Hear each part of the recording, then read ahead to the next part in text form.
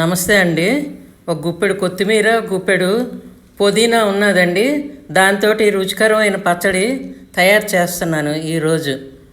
ముందరే కళాయి పెట్టి పోపు సామాన్లు వేసేసి వెల్లుల్లి కరివేపాకు వేసేసి బాగా వేగాక గిన్నెలోకి తీసేసానండి.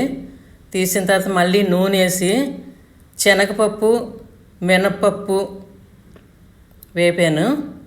అది పోపు వేగుతుందండి. వెల్లుల్లి కరివేపాకు వేసాను.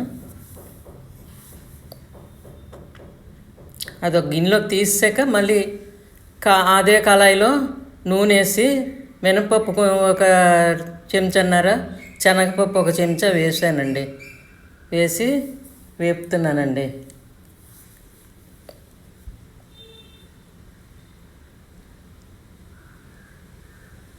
అది సిమ్లో పెట్టి వేపుతున్నానండి నిదానంగా.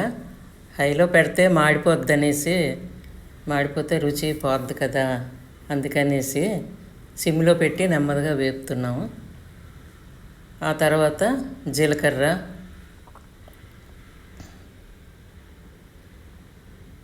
ఈలోగా చింతపండు ఓ 2 చెంచాలు వేడి నీటిలో నానబెట్టానండి. వెల్లుల్లి వేసాము కళాయిలో.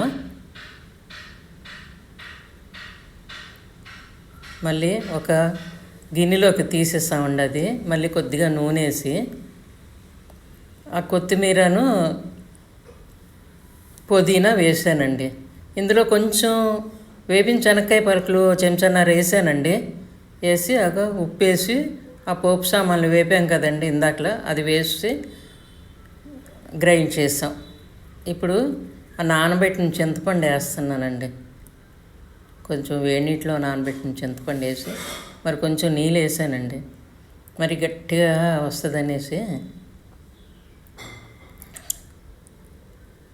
అది మెత్తగా నలిగిన తర్వాత అప్పుడు పండుమిర్చి వేసి ఈ వేపిన కొత్తిమీర, పుదీనా వేసానండి. వేసి గ్రైండ్ చేసేసి ఆ పక్కన పోపు వేపి గిన్నెలో పెట్టాం కదండి, అది వేసేసాను. అయిపోయిందండి. Thank you very much.